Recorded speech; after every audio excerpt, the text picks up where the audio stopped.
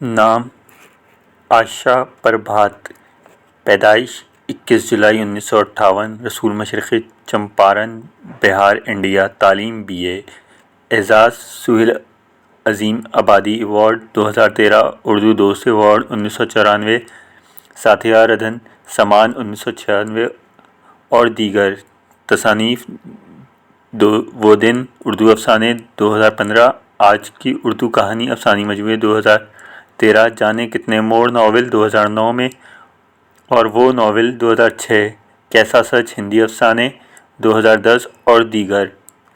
Aquarium, year bag کندھے پر لٹکائے جب میں کمرے میں داخل ہوئی تو وہ صوفے پر بیٹھے کسی کتاب کے مطالعے میں مشغول تھے۔ گوری چمکتی پیشانی، آنکھوں پر گولڈن فریم کا چشمہ، ریشمی میرون گاؤن اور منہ پر دبا قیمتی سگار جس کے دھوئیں سے کمرہ ایک عجیب سی بو پھیلا رہا تھا۔ کمرے کی آرائش میں سادگی کے ساتھ ساتھ نفاست کی بھی جھلک رہی تھی۔ مسٹرڈ کلر کے مخملی صوفوں کے اوپر ہلکے مسٹرڈ کلر کے بیک کور اور اسی میچنگ کی کھڑکیوں کے دروازوں کے بھاری پردے، صوفوں کے درمیان بچھے قالین کا رنگ اور نیلا اور سفید میچنگ کا تھا۔ ایک گوشہ میں بونسائی کا گملہ اور دوسرے کونے میں پامنٹری کا پھول انہیں فطرت کی یہ رسیا ثابت کر رہا تھا۔ کہیں بھی گہرے رنگ کا سہارا نہ لینے کے باوجود کمرے کا ماحول بے حد دلکش اور پرسکون تھا۔ عجیب دلکشی کے عالم میں چند لمحے دروازے پر ساکت رہ گئی تھی۔ میرے پاؤں آگے بڑھ ہی نہیں رہے تھے، شاید ان کے انہماک ٹوٹنے کے ڈر سے یا ان کی شخصیت کا اثر ظاہر ہونے کے خوف سے۔ جانے یہ کیفیت مجھ پر کتنی دیر اور طاری رہتی۔ انہوں نے کتاب سے سر اٹھایا تھا اور میری طرف دیکھ کر چونکے تھے۔ ارے شویتا، تم کب آئیں؟ اور وہ سنبھل کر بیٹھ گئے تھے۔ ان کا اس قدر بیدار ہونا مجھے کچھ عجیب سا محسوس ہوا، جیسے یہ ان کی شخصیت کے بالکل برعکس رویہ تھا۔ جی ابھی آ ہی رہی ہوں۔ تو وہاں کیوں کھڑی ہو؟ آؤ بیٹھو۔ کتاب سینٹر ٹیبل پر رکھ کر انہوں نے سگار ایشز میں بجھا دیا۔ بیگ کو ایک طرف ڈالتی میں سامنے والے صوفے پر بیٹھ گئی۔ ان کا کلین شیو چہرہ بالکل غیر مبتذل تھا۔ مجھے ایسا محسوس ہوا جیسے میری آمد سے وہ خوش نہیں ہوئے تھے یا ہوئے ہوں، مجھے ہی محسوس نہ ہو رہا ہو۔ گھنٹی دبا کر انہوں نے ملازم کو بلایا، نمکین اور چائے لانے کو کہا۔ وہ میری طرف مخاطب ہوئے۔ پاپا نہیں آئے؟ آہستہ سے انہوں نے پوچھا۔ جی نہیں، اکیلی ہوں۔ گڈ، ویری گڈ، ایسا ہی ہونا چاہیے۔ ان کی آواز میں پرجوش لرزش تھی۔ جی ایسا کیا ہونا چاہیے؟ دفتر میرے منہ سے پھسل پڑا، جس میں تجسس اور سوال دونوں پوشیدہ تھے۔ فوراً میری سمجھ نہیں آیا ایسا کیا ہونا چاہیے یا ان کا اشارہ کس طرف ہے۔ لڑکیوں کو خود اعتماد ہی ہونا چاہیے۔ جی ہاں بالکل، جھجک کے ساتھ ان کی بات کی تائید کرتے ہوئے میں نے کہا، لیکن فوراً ہی یہ بات مجھے چبھ گئی کہ آج ہر جگہ عورتوں کو وہ نیچر کی تھیوری ہی کیوں قائم ہے، خاص طور پر یہاں سے۔ مجھ سے ایسی امید قطعی نہیں تھی۔ ان کا کہنا اپنی جگہ صحیح ہے، میری ہی توقعات زیادہ تھیں۔ وہ تو تجربہ کار لوگ ہیں۔ یا کہ میں بھلا دینا چاہتی تھی کہ اس دنیا میں عورت اور مرد فرقے کی شکل میں موجود ہیں۔ تمہاری تعلیم کیسی چل رہی ہے؟ MA کا امتحان گزشتہ دنوں ختم ہوا ہے۔ سبجیکٹ کیا تھا؟ تواریخ۔ اوہ اچھا، انہوں نے جملے کو ادھورا چھوڑ دیا۔ ایسا لگا وہ کچھ اور پوچھیں۔ میرے اندر بہت کچھ کھدبد رہا تھا، موقع کی تلاش کر رہا تھا باہر نکلنے کے لیے۔ سینے پر بار گراں سا پڑا، میرے صبر کو چیلنج کر رہا تھا۔ پہلی مرتبہ کلکتہ آئی ہو؟ نہیں، دوسری دفعہ تقریباً 6-7 سال قبل بھی پاپا کے ساتھ آئی تھی۔ ہاں یاد آیا، اس وقت میں یہاں نہیں تھا، امریکہ میں رما کے پاس تھا۔ چائے آ جانے سے ہماری گفتگو میں خلل پیدا ہو گیا تھا۔ وہ چائے بنانے لگے۔ رسماً میں نے چائے بنانے کی پیشکش کی، انہوں نے نفی میں سر ہلا دیا۔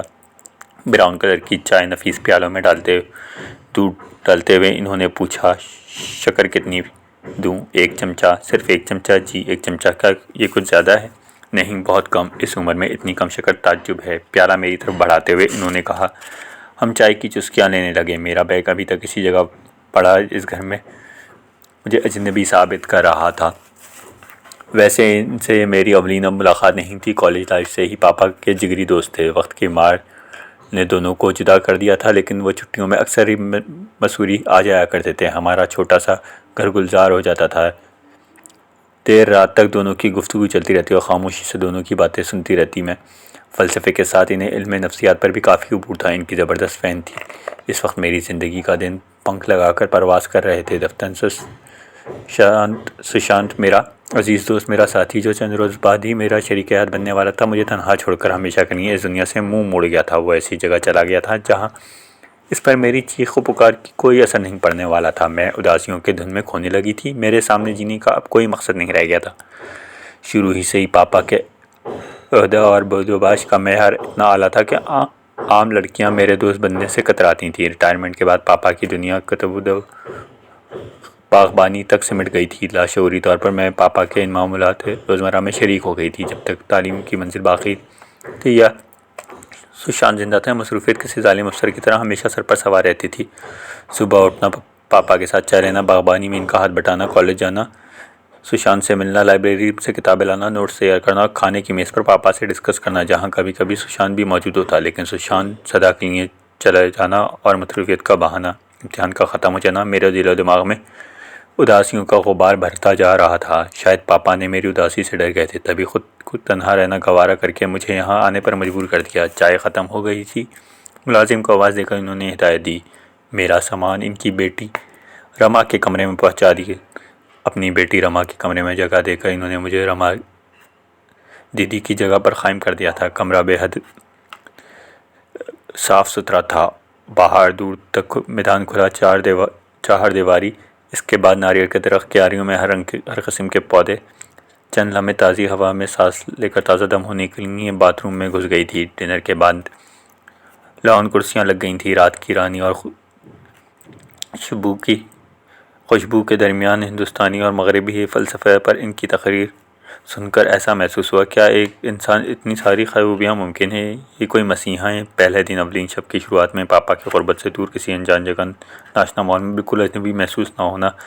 رات بیتتی رہی، ان کی باتوں کا سلسلہ جاری رہا۔ میں خاموشی اوڑے گھونٹ ان کے خیالات پیتی رہی، اور جب گھڑیال نے 12 بجے کا بجایا ہم بیدار ہوئے تھے۔ بیچارہ وہ بوڑھا ملازم برآمدے میں کھمبے کے سہارے بیٹھ کے اونگتا رہا، کب سرکار کو کس چیز کی ضرورت آن پڑے۔ دفتر وہ اٹھ کھڑے ہوئے اور میرے قریب آ کر شب بخیر کہتے ہوئے میری پیشانی چھو لی، بالکل پاپا کی طرح پیار بھرا اور پرخلوص لمح۔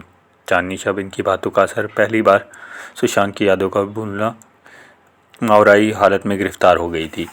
پاپا بالکل صحیح تھے، تمہاری اداسیوں کا علاج صرف انول کے پاس ہے۔ وہ کوئی عام انسان نہیں ہے، مسیحا ہے، مسیحا۔ آہستہ آہستہ اپنے کمرے کی جانب بڑھتے ہوئے میں نے غور کیا، ان کی شخصیت کی طرح یہ گھر بھی عظیم الشان ہے، جس کے کمرے میں نہ دروازہ ہی بند تھا نہ قفل ہی۔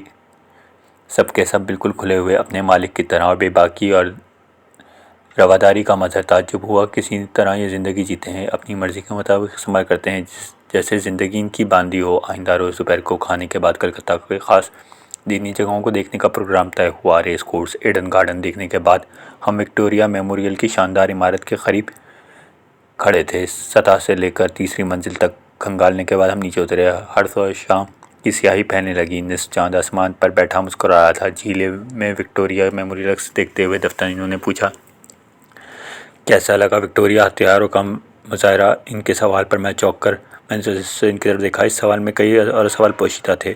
ہتھیاروں کا مظاہرہ، خواہ وہ کسی بھی عہد کا ہو، ضرور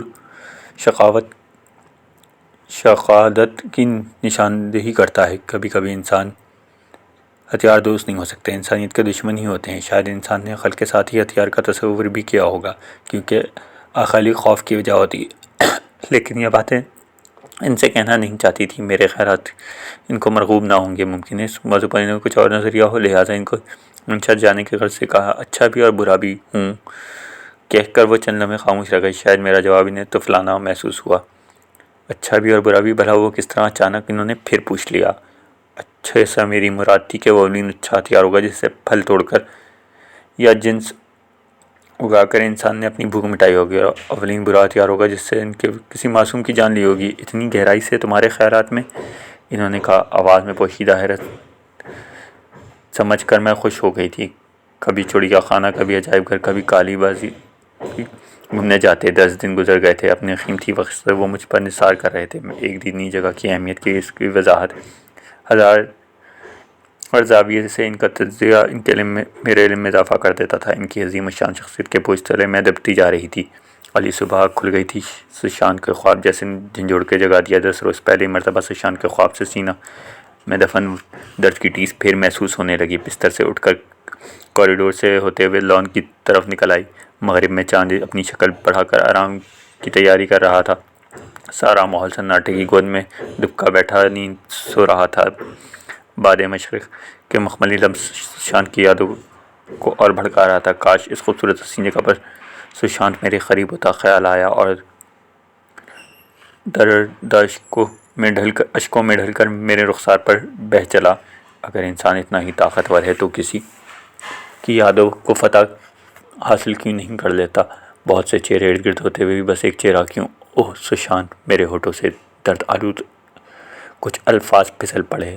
دفتر محسوس ہوا میرے پیچھے کوئی کھڑا ہے جس کی سانس مجھے چھو رہی تھی۔ سشانت کی روح تو نہیں۔ اچانک پیچھے میرے کندھے پر ہاتھ پڑا، چونک کر مڑی۔ پیچھے وہ کھڑے تھے، بالکل میرے قریب۔ سکپکا گئی۔ ارے تم رو رہی ہو؟ اپنے سینے سے لگاتے ہوئے انہوں نے پوچھا۔ لمحہ بھر گلیاں ششد رہ گئی، پھر تڑپ کر ان کی باہوں سے آزاد ہوتے ہوئے بولی، نہیں تو اتنی بولڈ ہو کر بھی تم رو رہی ہو؟ یہ اشک تمہاری آنکھوں پہ اچھے نہیں لگ رہے۔ آؤ چلیں، چائے کا وقت ہو گیا ہے۔ وہ مڑ گئے تھے۔ کب جانا ہے تمہیں مسوری؟ چائے کا پیالہ میز پر رکھتے ہوئے دفتر انہوں نے پوچھا۔ 1-2 روز میں یہاں دل نہیں لگا؟ کہنا تو یہی چاہتی تھی، یہاں سے جانے کا دل ہی نہیں کر رہا۔ آپ کی غربت کا ہی نتیجہ جو میں زندگی کو پھر سے زندگی کی طرح جی رہی ہوں، ورنہ سشانت کی یادوں نے تو پگھلا ہی دیا تھا مجھے۔ پاپا سچ کہتے تھے، اتل عظیم الشان انسان ہیں۔ تمہیں وہاں میری کمی بالکل محسوس نہیں ہوگی۔ یہاں سے جانے کے بعد یادوں کے وہی بھنور پھر سے اپنے میں ڈبو لے گا مجھے۔ لیکن کچھ کہا اور وہ دل نہیں چاہتا جانے کو۔ لیکن پاپا، اوہ! انہوں نے لمبا سانس کھینچا۔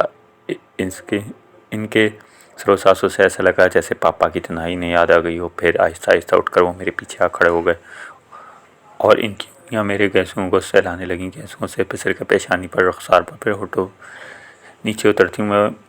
میں فوراً اٹھ کھڑی ہوئی۔ مجھے اٹھتا دیکھ کر وہ بیدار ہوئے جیسے وہ نیند سے جاگے ہوں، اور آہستہ سے کرسی پر بیٹھ گئے۔ میں بھچکا کے رہ گئی۔ وہ اٹھ کر چلے گئے تھے جیسے نیند میں چل رہے ہوں۔ یہ کیسی حرکت تھی ان کی؟ کیا وہ میری واپسی کی خبر سے پریشان ہو گئے تھے یا اپنی تنہائی سے ڈر گئے تھے؟ پاپا کی طرح۔ پاپا بھی تو کہتے ہیں شادی کے بعد وہ مجھے سسرال نہیں جانے دیں گے، لیکن ان جیسا زندگی سے لبریز انسان تنہائی سے کیسے گھبرا سکتا ہے؟ سینکڑوں سوالوں میں الجھی بوجھل قدموں سے اپنے کمرے میں آ کر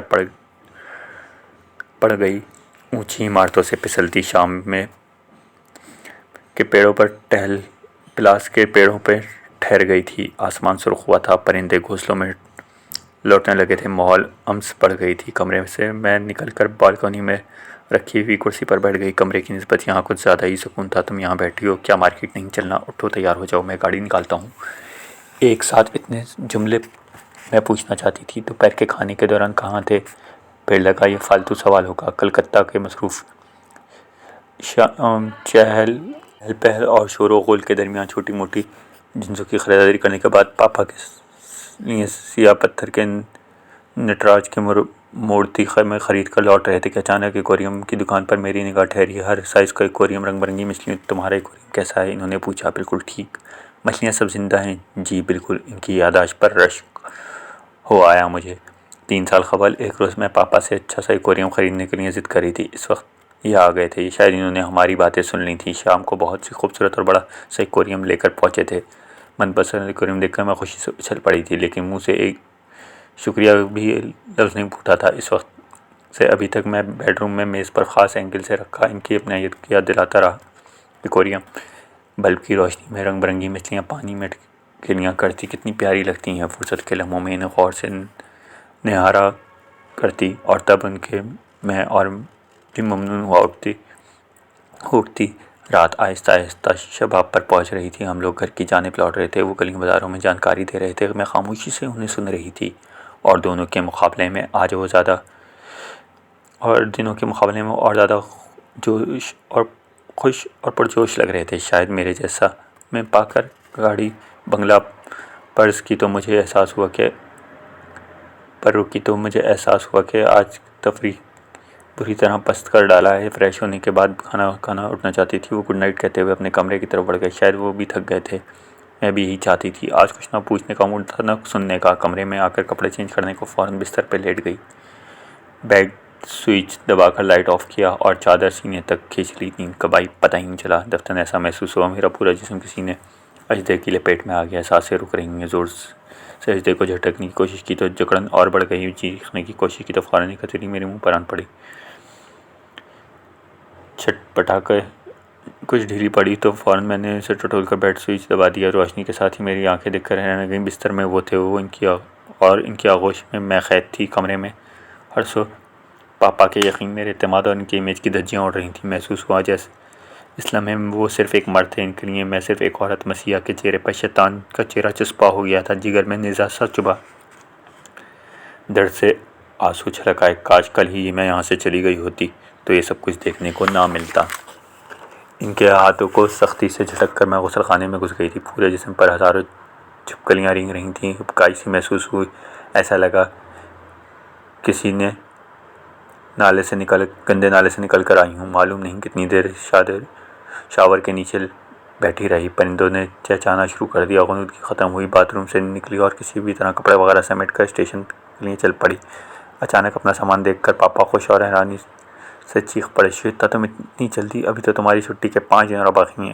آپ کی یاد آ گئی پاپا کے سوالات کو ٹالنے کے لیے میں نے کہا اور ان سے نظریں بچانے لگی جن پہ پانی بھر آیا ہے۔ انول خیریت سے ہے نا؟ جی ہاں، میں نے کہا تھا نا وہاں جا کر تم ٹھیک ہو جاؤ گی۔ انول انسان نہیں فرشتہ ہے۔ فرشتہ؟ جی کہتے کہتے میرا گلا بھر آیا۔ پاپا کی کیا جانے یقین کا ٹوٹنا کتنا تکلیف دہ ہوتا ہے۔ میں ٹھیک ہو کر نہیں بلکہ درد لے کر لوٹی ہوں، وہ بھی آپ کے اعتمادوں کا قتل کا۔ لگتا ہے تم بہت تھک گئی ہو۔ جاؤ اپنے کمرے میں فریش ہو جاؤ، میں چائے تیار کرواتا ہوں۔ جی پاپا۔ کمرے میں آ کے پیڑ کی مانند بستر پر گر پڑی تھی۔ پاپا انہیں کتنا عظیم سمجھتے ہیں۔ ایک وہ ہیں دفتر میرے نظر ایکویریم پر دماغ میں کچھ چپتا ہوا سا محسوس ہوا، جیسے ایکویریم سے نکل کر سرخ زبان میں لپاتا ہوا میری جانب بڑھ رہا ہے۔ بہت گھنونا للجا سا جھپٹ کر میں اٹھی اور ایکویریم تک پہنچی۔ اسے دونوں ہاتھوں سے اوپر اٹھا فرش پر دے مارا۔ شیشہ ریزہ ریزہ ہو گیا، پانی بکھر گیا اور رنگ برنگی مچھلیاں چھٹک کر تڑپنے لگیں۔ شویتا بیٹے کیا ہوا؟ نیچے سے پاپا کہتے، کچھ نہیں، تم خیریت سے ہو؟ جی پاپا۔ یہ کہہ کر میں سسک پڑی۔